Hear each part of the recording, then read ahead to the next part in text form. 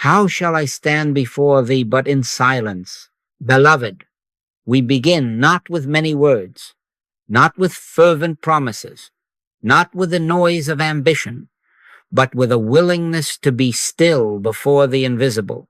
Be still and know that I am God.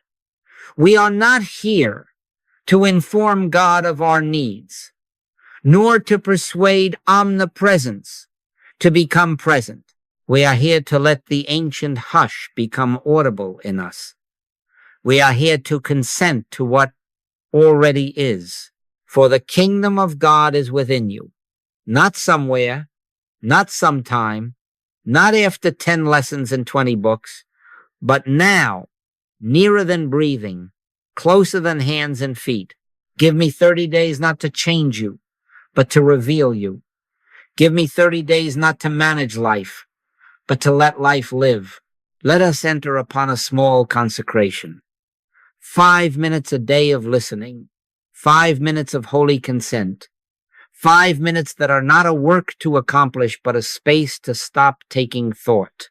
Not by might, nor by power, not by physical might, nor by mental power, but by my spirit, saith the Lord. The life that is lived of God is not constructed by anxious plans. It unfolds by grace when the mind is quieted and the heart is turned within. Understand me. The fruit we expect is not excitement, not visions, not the fever of religious enthusiasm. The fruit is recognition, quiet evidences of presence, the soft weight of assurance, a peace that does not argue and yet ends argument, a guidance that does not explain itself and yet removes the need to ask. God must be felt. God must be realized. God must become an experience. Talking about God will not produce the fruits of God. Analyzing the nature of spirit will not reveal the spirit. We make our contact with the infinite invisible in the listening silence, and out of the silence, the presence and the power of God come. For 30 days, we are not adding techniques. We are deepening one surrender. Each day does not begin a new method. Each day widens the same opening. Yesterday's hush becomes today's deeper hush. Yesterday's touch becomes today's clearer recognition. You will find that a small fidelity, so small the world might overlook, it begins to weave a continuity of inner contact, a golden thread binding hour to hour, so that what seemed like 5 minutes of listening becomes a way of seeing, a way of walking, a way of answering the phone, paying the bill, embracing the friend and the stranger alike. Do not come to these minutes with a problem on your lips. Come with a consent in your heart. Do not reach out to the far sky. Turn quietly to the within. The Father within me, he doeth the works. The Christ, the Tao, the Nameless. Emmanuel, call it what you will. The one presence announces itself in the sanctuary of your own being. And when you have felt even the faintest touch of that, you will know why we meet it in silence. It works silently, secretly, unseen, unheard, yet its harvest is health and harmony and right activity appearing where the human mind had only questions. So we begin together. No striving, no self-improvement campaign, no promise that in 30 days you will have bent God to your desire.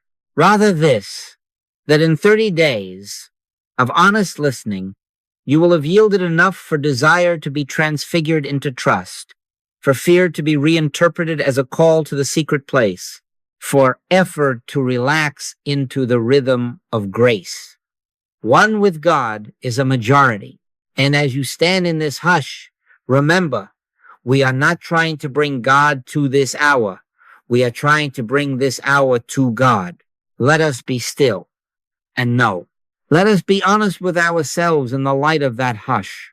We have tried to make life behave by more will, by better plans, by brighter affirmations, by an improved vocabulary about God, and for a moment perhaps the surface smoothed. But the same old fears knocked at the same old door. The same threadbare anxieties crept in by another window. The same sense of me managing my world tightened like a belt. Why should it be so when we have read so many holy words, when we have sung hymns and bowed our heads and spoken pious sentences? The Master gave us a measuring rod that does not flatter flesh. By their fruits ye shall know them, not by their phrases, not by their moods on Sunday, by their fruits, healing, harmony, wholeness, wisdom, guidance, direction appearing without strain. I do not question that our talk of God sometimes inspires. I question whether it produces the fruits of God. Does the lecture, however brilliant, stop a fever? Does the recital of a creed still the heart at midnight? Does an hour of religious excitement give you a presence that walks with you into Tuesday's decision, Wednesday's bill, Thursday's diagnosis? If not, the issue is not with God. The issue is with our method.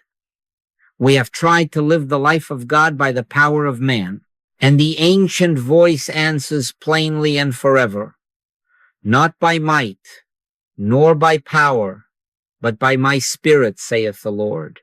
Not by physical force, not by mental force, not by the gymnastics of the intellect or the bravado of the will, by my spirit. The activity is God's, not ours. Hear the Christ as he disowns personal authorship. The Father that dwelleth in me, he doeth the works. And hear Paul echo it from another shore. I live, yet not I, but Christ liveth in me. This is the law of spiritual demonstration. When personal effort is in charge, the results are personal. When spirit is in charge, the fruits are divine. Personal effort can rearrange furniture. It cannot create a sunrise. Personal effort can tighten the jaw. It cannot give peace. Personal effort can push a door. It cannot open the heart. Spirit does that quietly, lawfully, inevitably, when there is room made for spirit to be itself. Therefore, I do not ask you to strain toward God. I ask you to stop resisting God. Stop resisting by the incessant taking of thought. Stop resisting by the fever of fixing and the panic of planning. Stop resisting by running from one outer help to another as if omnipresence were sold by appointment. Be still enough to let omnipresence be omnipresent in you. You cannot push the light into the room. You draw the curtain and light floods what was already there. You cannot blow away the night by effort. You wait simply, and the earth turns you toward the dawn. So with grace, it works silently, secretly, unseen, unheard, but its harvest is sure when the inner door is unlatched. Only in the quiet does the false sense of a separate doer relax its grip. Only in the listening does the still small voice become audible to the inner ear. Silence is not a technique. It is a ceasing. It is the end of self-authorship, the surrender of the pen to the author. There, without argument, a weight lifts. There, without explanation, a way opens. And what had been a life managed from fear becomes a life moved from within. The kingdom is not out there to be fetched. The kingdom of God is within you.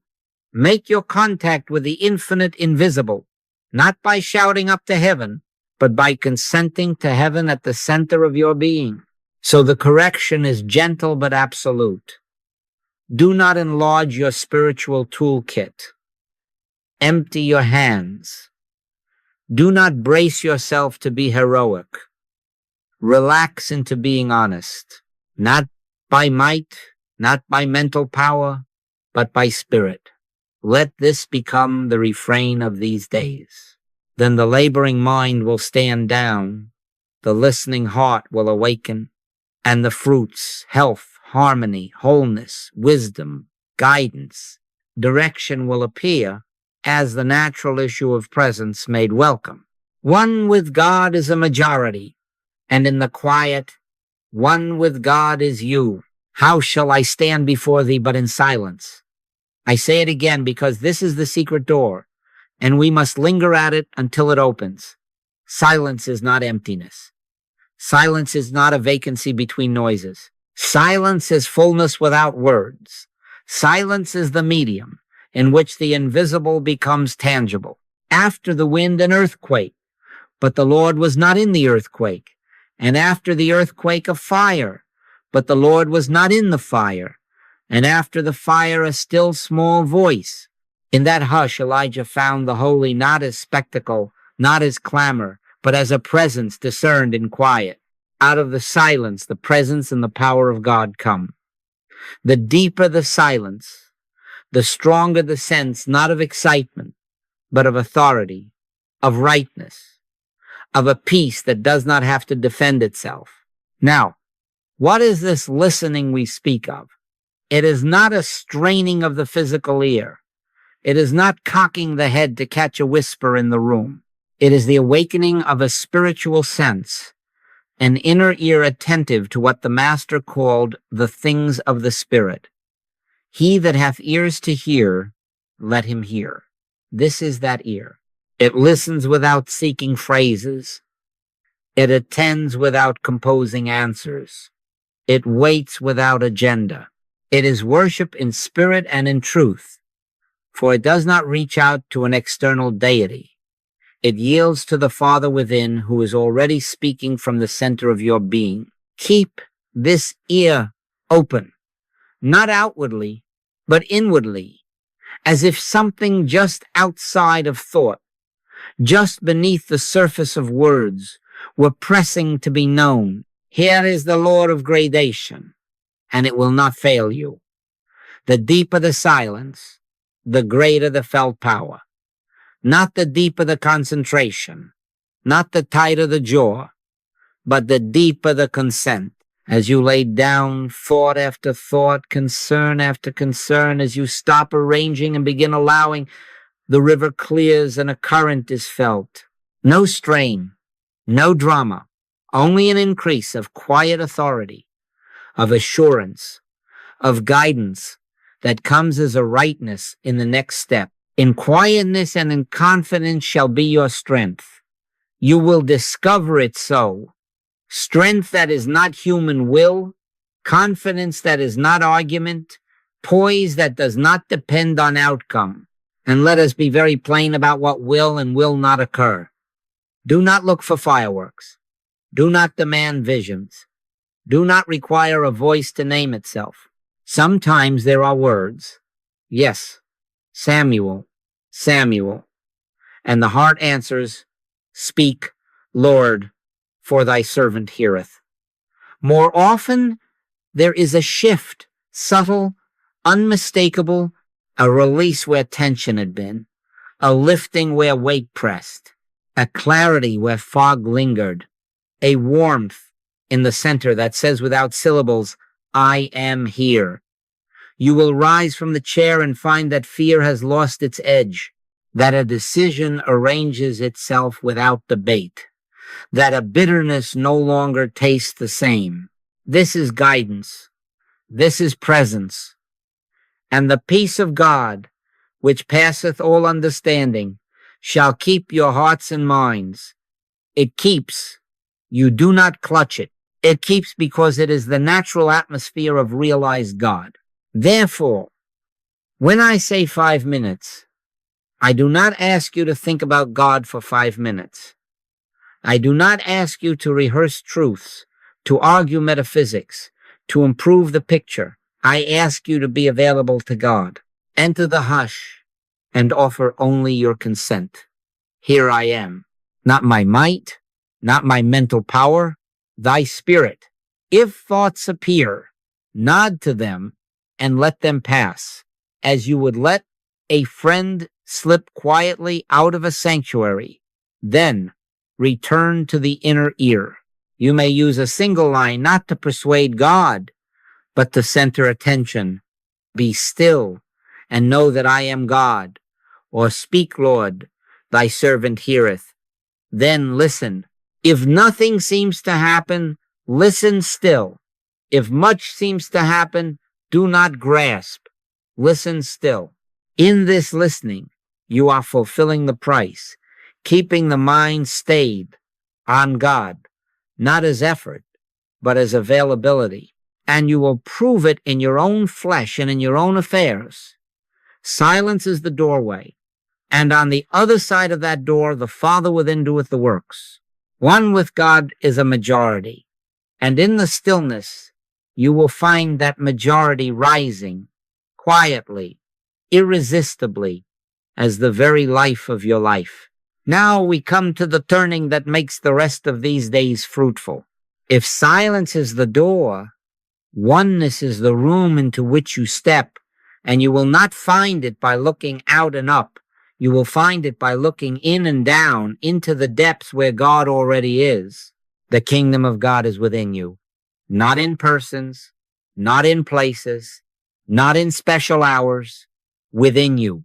The Master said to the woman of Samaria, the hour cometh when ye shall neither in this mountain nor yet at Jerusalem worship the Father. The true worshipers shall worship the Father in spirit and in truth. Not on this mountain, not in that city, but in spirit, not in form, but in truth. Do you see the correction? Not to get God's attention out there, but to recognize God's omnipresence already where you are. Not to summon the distant, but to unveil the indwelling. We have been trained by centuries to make a pilgrimage to some outer shrine, cathedral, temple, book, or personality, and then to measure our piety by our proximity to those stones or those voices. And yet Scripture whispers another way. Enter into thy closet, and when thou hast shut thy door, pray to thy Father which is in secret. Shut the door, not that God may not escape, but that the noise of the senses may be hushed, and there, in the secret, discover that you were never separated. Lo, I am with you always. The habit of the human mind is to seek a man, to find a master, to lean upon a presence with skin on it. And we end by trading one dependency for another. Hear the prophet's counsel that cuts kindly. Cease ye from man whose breath is in his nostrils. Teachers may point, they may bear witness, they may say, behold the Lamb of God, but they cannot realize God for you. And if you imagine they can, you will remain a spiritual infant, carried, coddled, thrilled, and never stand in the inner place where the Father within speaks your name. Make no mistake, I honor every lamp that has shown me a step on the path. I have been grateful for books that turned me to the silence, for voices that said, try the Spirit, and then stepped aside. But I tell you, and I tell you in love, that no book, no voice, no healer can give you the experience of God. They may awaken thirst. They cannot drink for you. They may lay a finger toward the horizon. They cannot walk your earth with your feet. I live, yet not I, but Christ liveth in me. Until those words are not a quotation, but a realization. Until the sense of a me running a life gives way to an inward governance, you will patch and mend, you will improve and arrange, and you will call it religion. But you will not know the rest that comes when the government is upon his shoulder. This is the identity shift, and it is not poetry. It is law.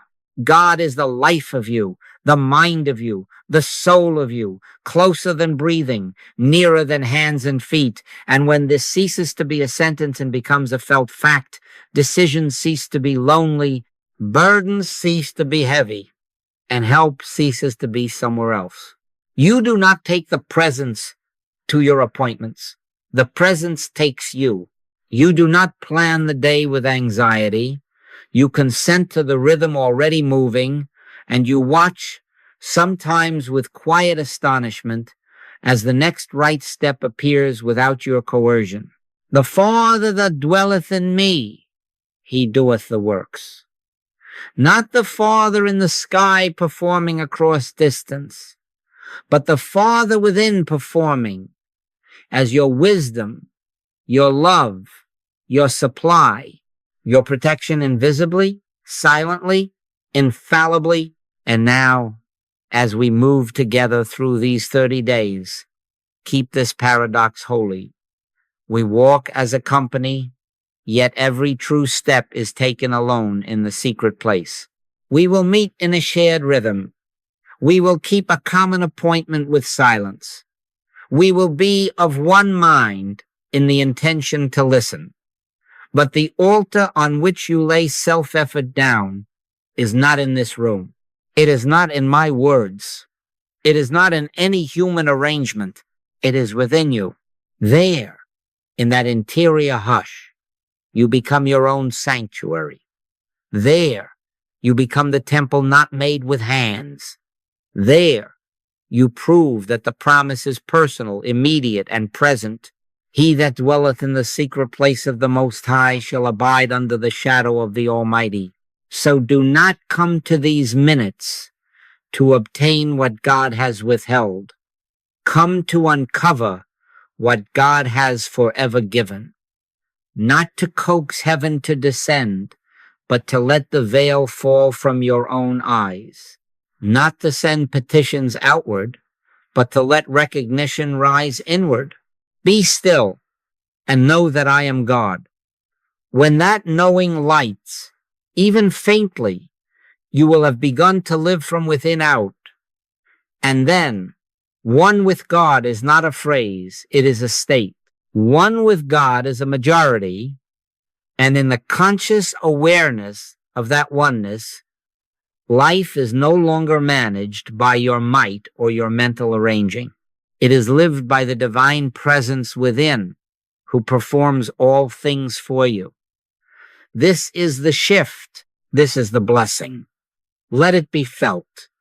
Let it be now. Now we speak of the price, and let there be no heaviness in that word. In the world, price means toil and bargaining and the sweat of the brow. In the spirit, price means fidelity, small, quiet, gladly given. Thou wilt keep him in perfect peace, whose mind is stayed on thee. Stayed, not occasionally visited. Stayed, not heroically strained. The price is not long hours of striving, nor mental gymnastics, nor a parade of words. The price is a little, kept faithfully, a daily consent that outlives mood and circumstance, so that on rainy days and sunlit days alike, whether weary or quick, you come to the secret place and you come the same way, without demands, without performance, simply to be still and to know. Give yourself one sure appointment of 5 minutes each day. Choose it and honor it as you would honor medicine that maintains health or bread that sustains life. Give us this day our daily bread. This 5 minutes is daily bread. It is the place where you stop taking thought and let grace announce itself again, not to get something to add to you, but to let the veil fall from your own eyes, not to improve the human scene, but to remember the presence that lives as you and lives your scene from within. If you do nothing else in these 30 days, do this one thing and do it without drama. Sit, turn within, and listen. Why will 5 minutes suffice? Because the truth does not grow by quantity. It awakens by contact. A frequent return trains attention away from appearances and back to reality, away from the roar of suggestion and back to the stillness where suggestion is wordless and God is self-revealed. Do not think that length persuades God. Length only wearies the mind when the mind has not learned the art of silence. The Christ does not come because you have held out long. The Christ is revealed because you have yielded. In quietness and in confidence shall be your strength, and quietness can be entered in a breath. The mind that has grazed all day on appearances need only be turned, as with a gentle bridle, to graze 5 minutes on the meadow of spirit, and it is nourished beyond argument. A drop of living water is not measured by inches. It is known by its life. So here is the schedule, plain and attainable. Establish 1 5-minute period in the day, morning before the world claims your senses, or noon as the day rounds its corner, or evening when the noise has spent itself. Select it as you would select the time of a prescription, and then keep it, whether you feel holy or dull, hurried or free. Let it outlive the weather of your moods and the traffic of your obligations. If the mind says, not today, smile and keep your appointment. If the body says, too tired, rest your bones on the chair and let the silence be the rest. You are not performing, you are consenting. And then, as a gentle strengthening of the muscle of remembrance, add 2 or 3 or 4 30-second pauses scattered through the day. Not more talking, not more promising, just a turn of the inner ear. At the sink, while the water runs, in the doorway before you cross a threshold, at the red light with both hands on the wheel, at the bell of the phone before you say hello, let there be this. Speak, Lord, for thy servant heareth, and then hear. Or simply, be still and know that I am God, and then be still for half a minute. 30 seconds is not a technique. It is a reopening of the window, a fresh breath of the air you already breathe. Pray without ceasing is not a command to babble.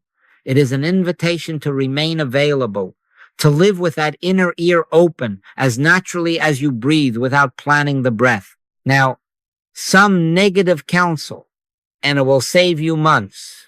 Stop pleading outward. God is not out there to be moved by your many words. Stop mentally arguing. Truth does not need your defense. It needs your silence to reveal itself. Stop trying to fix the meditation. If it seems poor, let it be poor, and keep listening. If it seems rich, let it be rich, and keep listening. Do not manage the silence. Consent to it. You are not to reach God. You are to let God be realized. Take no thought for your life, said the Master, and that includes taking thought for your meditation. Should thoughts parade, nod to them like acquaintances slipping down the aisle of a sanctuary, and turn again to the altar, which is the listening heart. Serene, I fold my hands and wait, said the poet, nor care for wind, nor tide, nor sea. In that serenity, the sea calms itself. To help you hold the thread, each day in these 30, we'll ask but one small focus, not a new complexity, one line, one facet of the same diamond of consent. One day, it may be simply, here I am. Another day, be still. Another, the Father within me, he doeth the works. Another, not by might, nor by power, but by thy Spirit. Do not labor to remember them. Let them remember you by use. You will not be piling up truths as bricks. You will be deepening the same foundation until it bears your whole house. The action is not the sentence. The action is the listening out of which the sentence quietly flowers. If you fail a day, do not spend the next in remorse. Remorse is another way of taking thought. Return as if you had never left, for the Father has not left you. Yet do not make a habit of absence. When the Master taught us to say, give us this day our daily bread, he taught dailiness, not weekly bread seasoned with guilt, but fresh bread broken now. We do not store presence. We live by presence, and presence is eternally present. Your 5 minutes is not a vault. It is a doorway you agree to open again and again until, by holy habit, it never quite closes. I have kept this little price under every sky, on trains and in airports, in hotel rooms, with thin walls, and in houses filled with children, at noon between appointments and at night when the mind thought it had much to say. I have found it true, and you will prove it. The small fidelity builds a golden continuity, and that continuity becomes the atmosphere of your going out and your coming in. Soon the 5 minutes do not end with a chair. They lengthen themselves into your tone of voice, your hand upon a shoulder, your glance at a ledger, your way with a stranger. You discover that life is no longer managed by your personal effort, for you have built a habit of inner turning, and that habit keeps the mind stayed on God. And in that staying, fruits appear not because you have produced them, but because you have ceased to impede them. Peace without argument, provision without strain, guidance without debate. The peace of God, which passeth all understanding, shall keep your hearts and minds. It keeps, you do not clutch. So take up this price, small, faithful, glad. Protect the 5 minutes as you would guard a pearl, not jealously from the world, but joyfully for the world, because through your consent the world is blessed. Let the 30-second pauses be like lamps along a quiet lane, reminding you that you walk not alone. Avoid the pleadings and the arguments. Avoid the management. Return to the listening heart. The kingdom is within you. Keep the door unlatched. One with God is a majority. And this is how you remain in that majority a little each day, unfailingly, until what was practice is simply life, and what was 5 minutes becomes a way of being in which the Father within doeth the works. When you come to the chair, come as you would to the inner altar, not to perform, not to plead, but to present yourself. A quiet sentence of orientation opens the door. Speak, Father, thy servant heareth. Or simply, here I am, not to inform omnipresence of your whereabouts, but to confess to your own heart that you have turned from the market to the sanctuary, from taking thought to listening. Enter your closet. Shut the door, not to imprison yourself, but to release yourself from the clang and glitter of appearances. And in that secret, let there be this first movement. Here I am. Let the body find an ease that signals you are not at war. Sit with the spine unforced, the hands at rest, the face slack enough to let the jaw unclench, the breath unlabored, breathing you rather than you breathing it. This is worship in spirit and in truth, not by contortion of muscles or manipulation of breath, but by a simple sign to the nervous system that the battle is the Lord's. If there is a sigh, let it come. If there is a settling, welcome it. You are not concentrating to reach God. You are consenting that God be realized where God already is closer than breathing, nearer than hands and feet. Now the mind will do what minds do.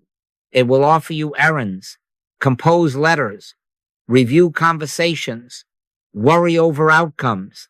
Do not fight. A fight is another thought. Do not make the mind your enemy. A quarrel is just more noise. Let thoughts pass, as you would let parishioners slip out of a sanctuary during a hymn without comment, without pursuit. Each time you notice you have gone with them, return as gently as a mother turns a child from the window back to the table. The victory, remember, is not perfect quiet. The victory is the return. In quietness and in confidence shall be your strength. Quietness here is not a void. It is a choice to turn again and yet again to the inner ear. To help this turning, hold one phrase lightly, not as a magic spell, not as a battering ram, but as a finger pointing you inward, and then let the finger drop when it has done its work. Be still and know that I am God. Or, thy grace is sufficient. Or, the Father within me, he doeth the works. Let it be said once, perhaps twice, like a bell struck and allowed to sing into silence. Do not clutch the phrase. Let it open the ear beneath words, and then listen.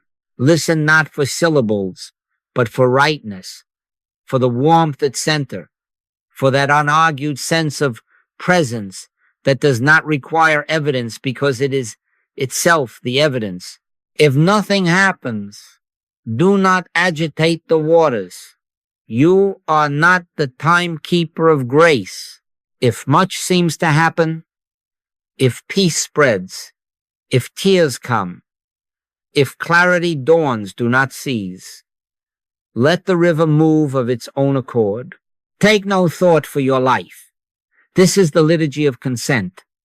Presence offered, body at ease. A phrase as an arrow, listening as the target, and all of it without strain. Not by might, not by mental power, but by my spirit, saith the Lord. Therefore your part is to make room, not to manufacture.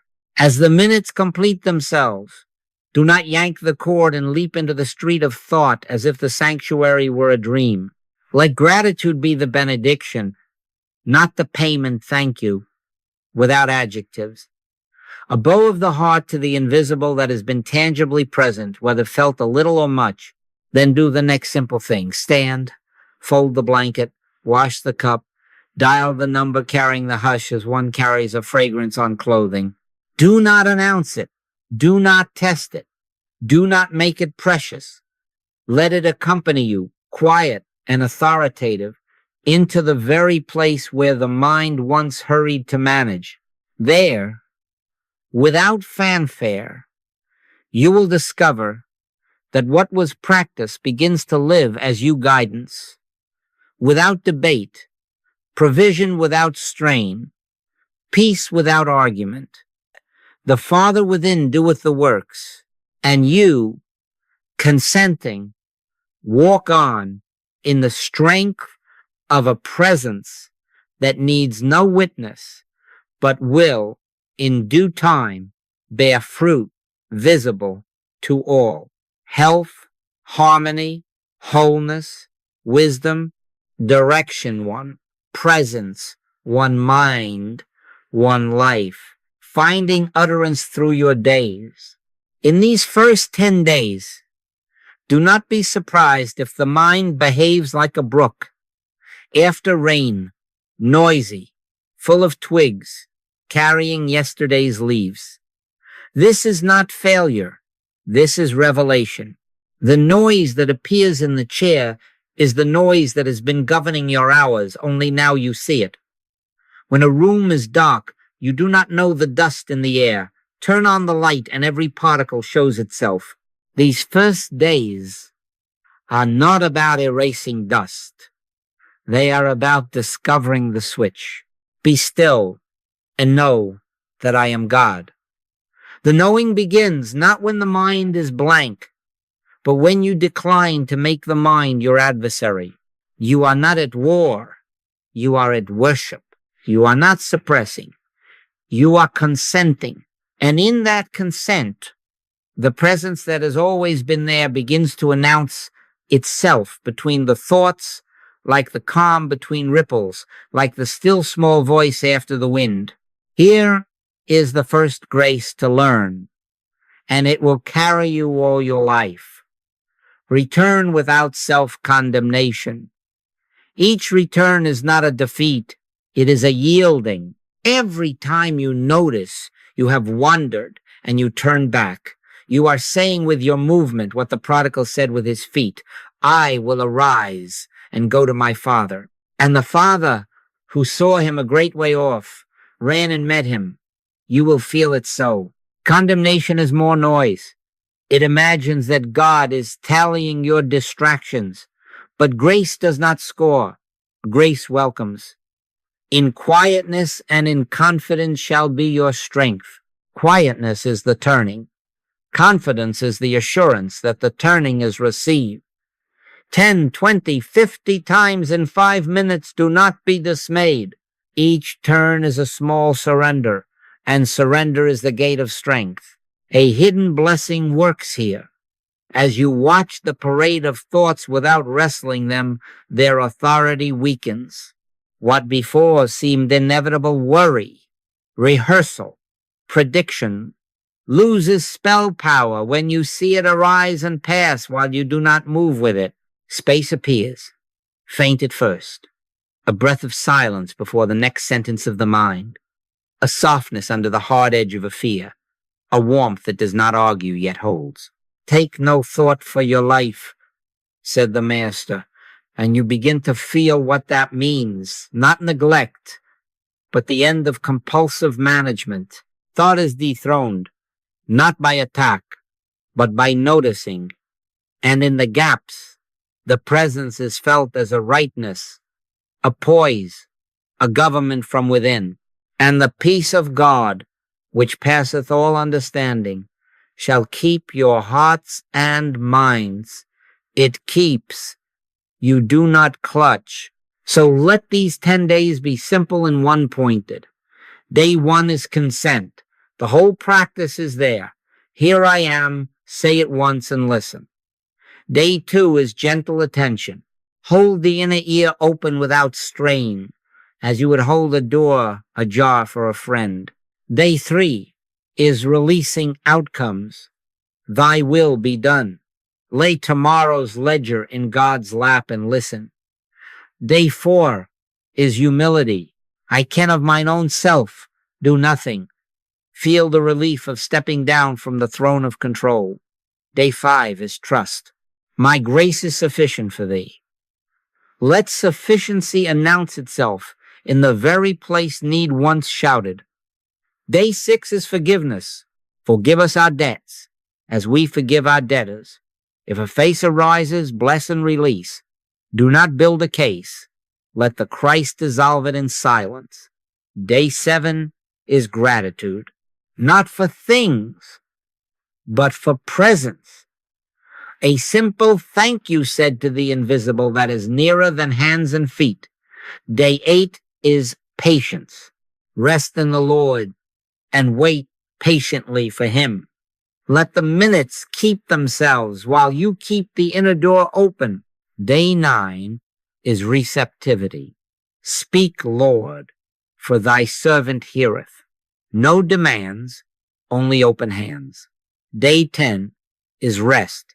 Come unto me, all ye that labor and are heavy laden, and I will give you rest. Lay down the very effort to be still and discover that stillness has been beneath you all along. Keep your 1 5-minute appointment and let these words be like a fragrance, not a program. Add those brief 30-second turnings before you answer, before you step through a doorway, as the kettle hums, letting the day be punctuated by remembrance. And by the 10th day, do not be surprised if you find you are less trying to be still and more discovering that stillness is the floor beneath thought. The river that looked agitated on the surface reveals a deep current that does not hurry. You will recognize it by its quiet authority, by decisions that no longer need debate, by a softening of anxieties that once barked orders, not by might, not by mental power, but by my spirit, saith the Lord. One with God is a majority, and you are touching that majority not by winning against your mind, but by returning to the presence that has always been the life of your life. Now the practice deepens into its second movement, and it is as gentle as laying a parcel down. You have learned to return without making the mind an enemy. Now you are invited to drop the problem altogether. Stop your self-treatment. Stop rehearsing the case. Stop arranging the pieces on the board of human strategy and place the entire claim in the lap of God. Cast thy burden upon the Lord, and he shall sustain thee. Not as a tactic, not as a last-minute bargain, but as a holy transfer of government. The Father within doeth the works. Prayer now is corrected, not to inform God of what God already knows. For your Father knoweth what things ye have need of before ye ask him, but to be inwardly aligned with God's knowing, to rest where the answer already is, to consent that grace govern the scene. You will feel the practical shift almost at once. Planning loses its anxious edge. Explanation no longer tumbles out of your mouth to control opinions. Timing becomes right without your pushing. Take no thought for your life. Does not dismiss wisdom, it dismisses fear as manager. The quiet ear you cultivated in the first 10 days now begins to speak before you speak, to move before you move. And you discover that when you do answer, there is a softness that carries authority. And when you do act, it is without the tremor that once demanded guarantees, not to get God on your side, but to stand on God's side, where the one mind is already the mind of you. Not to wrest the result from heaven, but to witness the result that presence is forever unfolding. I will go before thee and make the crooked places straight. You do not straighten, you follow. Let these 10 days be a single surrender, given 10 facets so the light may find you again and again. Day 11, trust beyond reason. Say with your turning, though I walk through the valley, I will fear no evil, for thou art with me. And then place the whole file in God's keeping. Day 12, release control. I can of mine own self do nothing. Let that be relief, not defeat. Day 13, let grace govern. Not my will, but thine be done here, in this email, this invoice, this diagnosis. Day 14, listen before speaking. Set a watch, O Lord, before my mouth. Wait one breath and answer from the inner hush. Day 15, pause before reacting.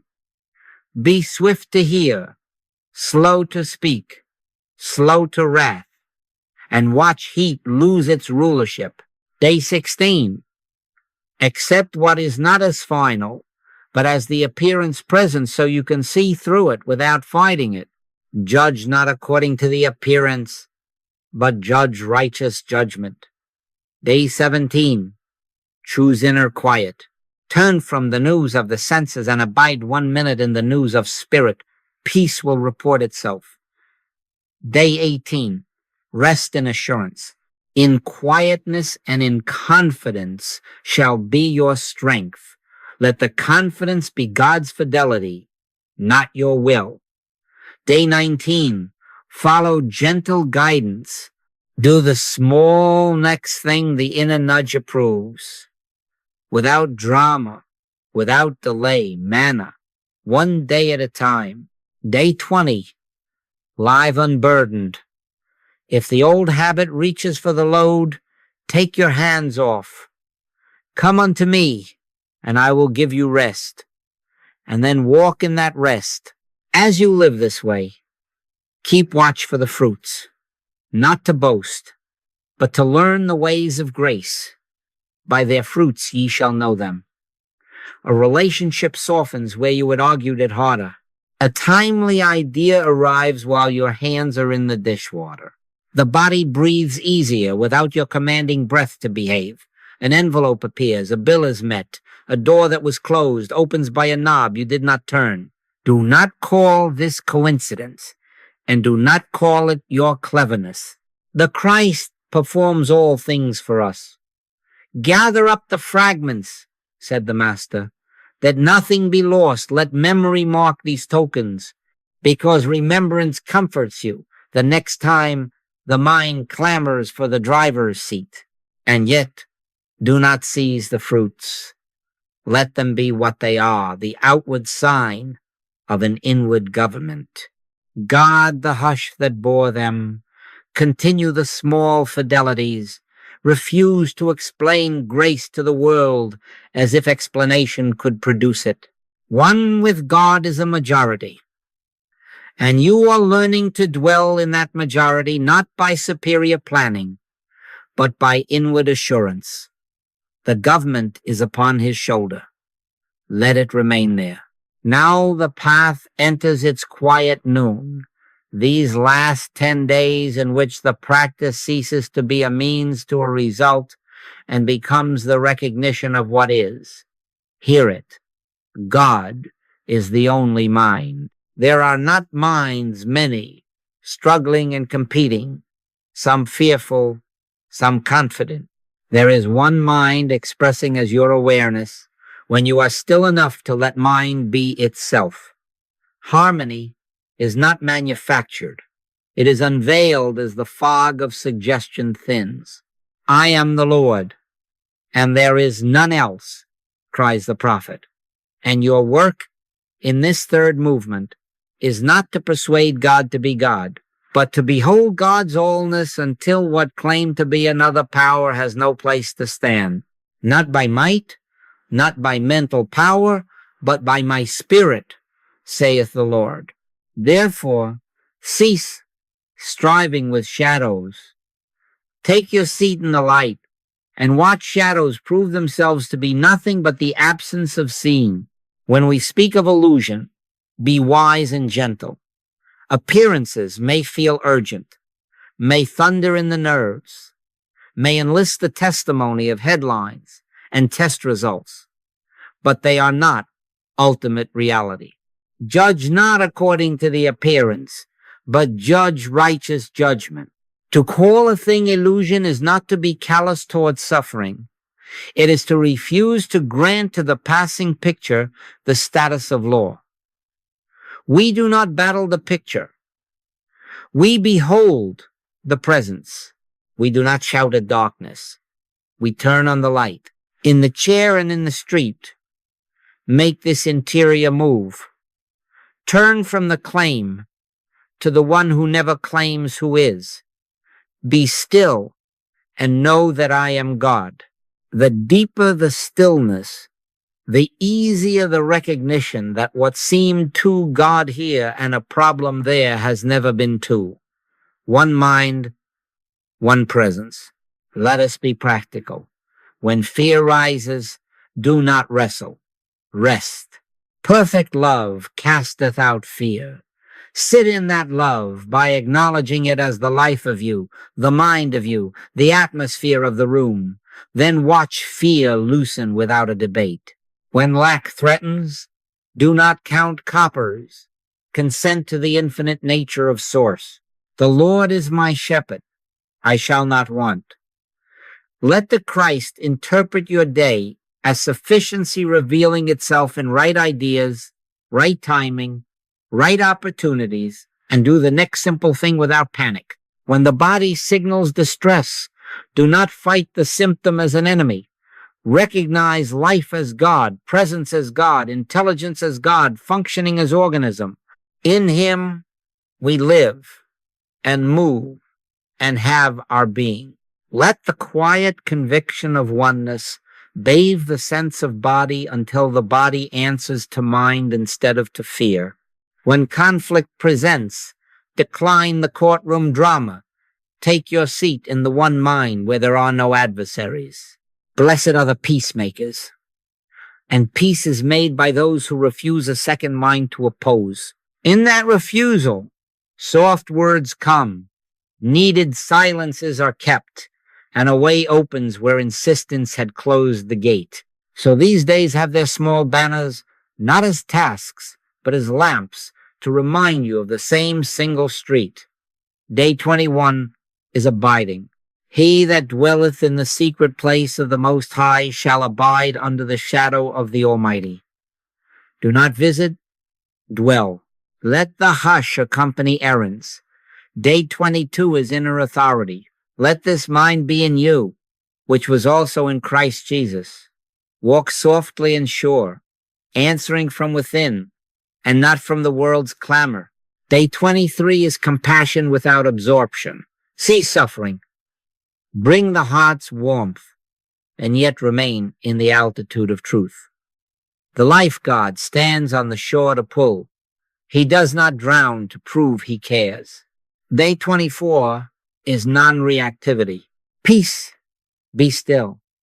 Let provocations break on your silence as waves lose bravado on the rock. Day 25 is quiet power. One with God is a majority. Feel the unsupported ease of action that does not need to be loud to be effective. Day 26 is spiritual discernment.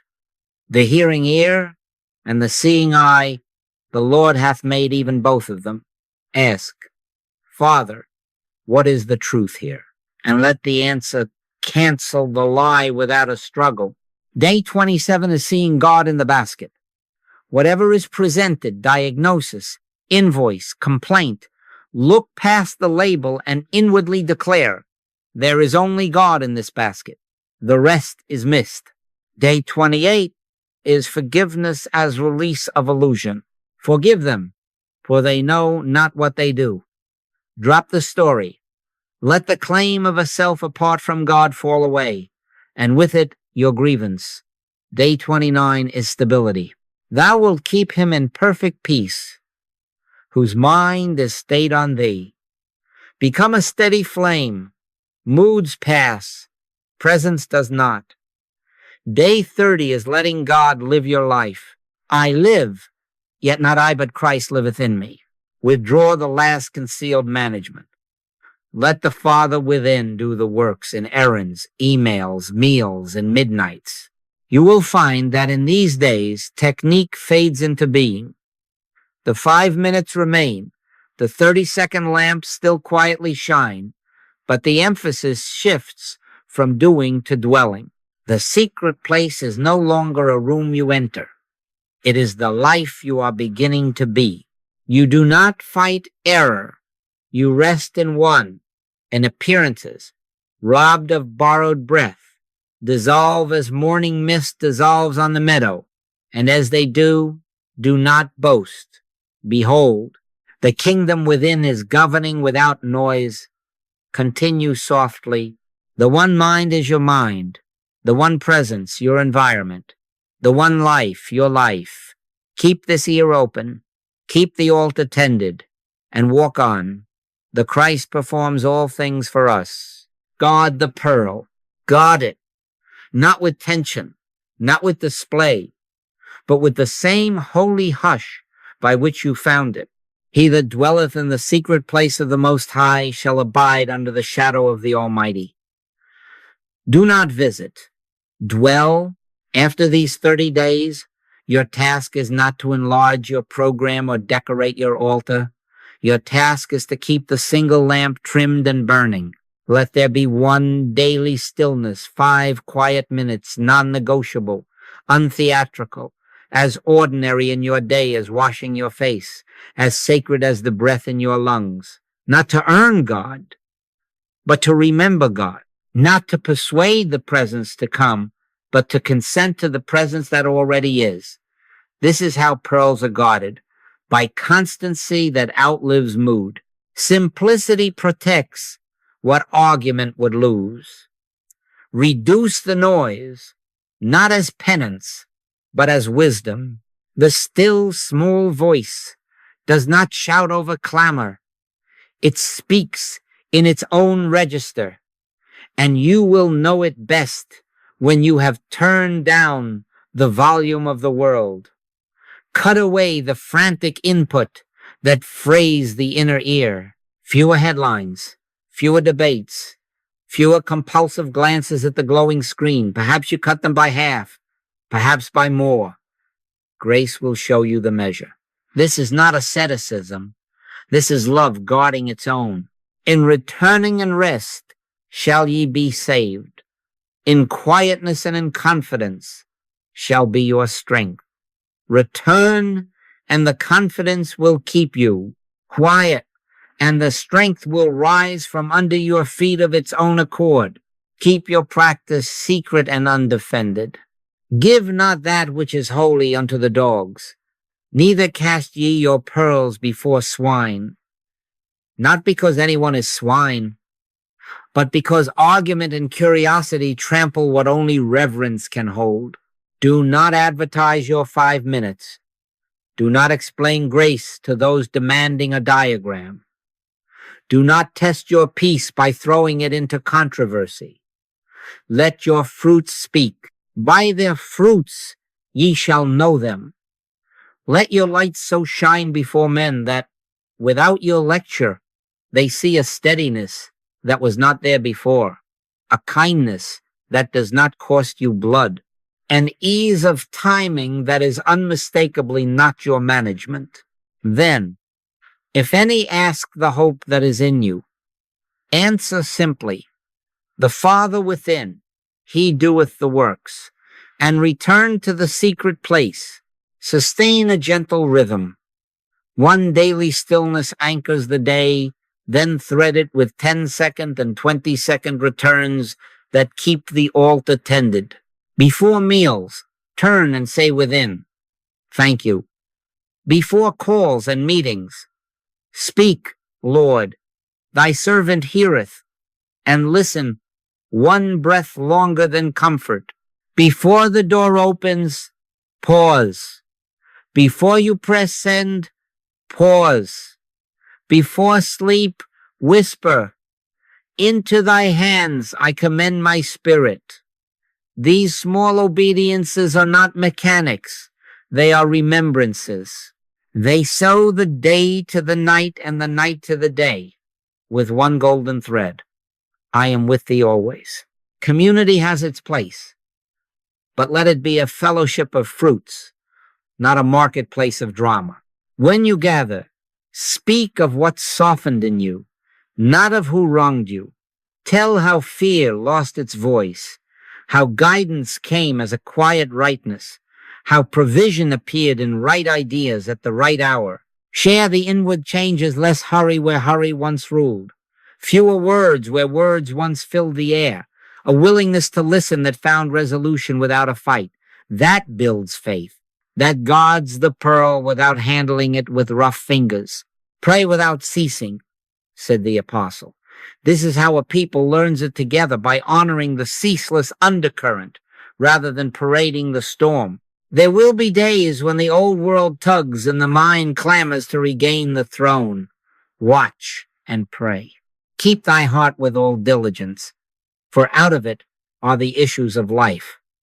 Guard not your opinions, but your contact. Guard not your outcomes, but your listening. If you miss a morning, do not write an indictment. Return in the afternoon. If a week is noisy, do not declare a famine.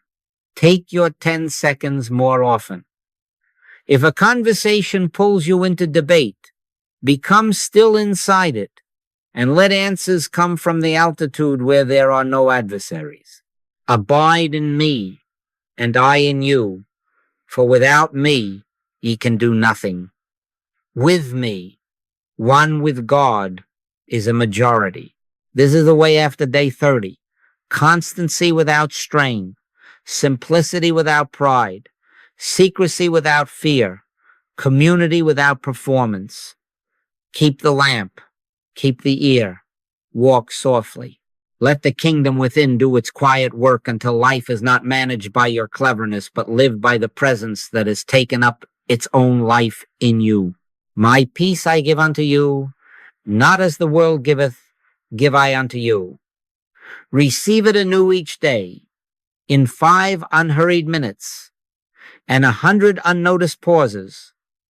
The pearl will shine, the Father within will do the works, and you will rest in the blessed commonness of a life that is secretly divine.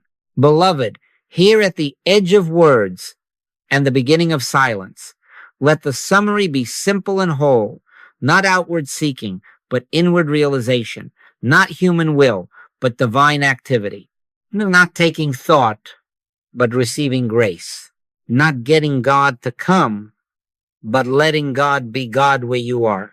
Be still and know that I am God. You have tasted it. You have seen what the hush does, not to the presence, which needs no improvement, but to awareness, which finally surrenders its throne. And you have discovered that what you call distance from God was not distance at all. It was unawareness. Lo, I am with you always, was never revoked. The secret place did not import the holy. It unveiled the holy as the life of your life. Therefore, hear the promise again, and let it enter marrow. He that dwelleth in the secret place of the Most High shall abide under the shadow of the Almighty. Dwell, and you will learn that you were never outside the shadow, only turned away from noticing it. Dwell, and you will find that supply has a habit of arriving by right ideas, that guidance meets you in the middle of errands, that peace holds while storms audition and are not hired, not by might nor by power, but by my spirit, saith the Lord. And spirit does not announce itself with sirens. It comes as quiet rightness, as the mind within you that was also in Christ Jesus. Do not be satisfied with anything less than realization. Do not stop at phrases, at lights on the wall of thought, at passing moods. Make your contact with the infinite invisible and be content with nothing short of felt presence. If 5 minutes seem barren, return to the altar again this evening and again tomorrow morning. Ask, and it shall be given you. Seek, and ye shall find. Not because you persuade omnipresence to act, but because seeking turns you, asking opens you, knocking removes your hand from the latch you have been holding shut. Let the Father within do the works. Your part is to notice and consent. Now go into your meetings with this hush under your coat. Go to the child's bedside with this silence speaking before your words. Go to the labor with this government beneath your hands, to decisions with this ear open, to corrections with this gentleness that does not abandon authority. Carry the unseen governor into your calendars and kitchens, into invoices and diagnoses, into airports and waiting rooms. Do not announce it. Live it. Let your light so shine before men, not as wattage you generate, but as the reflection of one light that needs only a clean window. And if you are pressed, if the old instinct to manage rises up, pause and say within, I live, yet not I, but Christ liveth in me. And then let that be true for the next breath, the next call, the next task. This is the benediction of the secret place. The presence goes before you. I will go before thee and make the crooked places straight. The Christ performs all things for us. The Father within, he doeth the works. Your practice is small and faithful, to notice and to consent, to return and to rest, to keep this ear open, walk softly, speak from within, refuse the theater of fear. One with God is a majority. The kingdom of God is within you. Peace to your comings and your goings. Peace to your house and those within it. Peace to your work and the hands that do it. May you be kept in perfect peace as your mind is stayed on thee. And as you go, go in the confidence that does not argue. The Lord is your shepherd. You shall not want. The Father within doeth the works. Amen.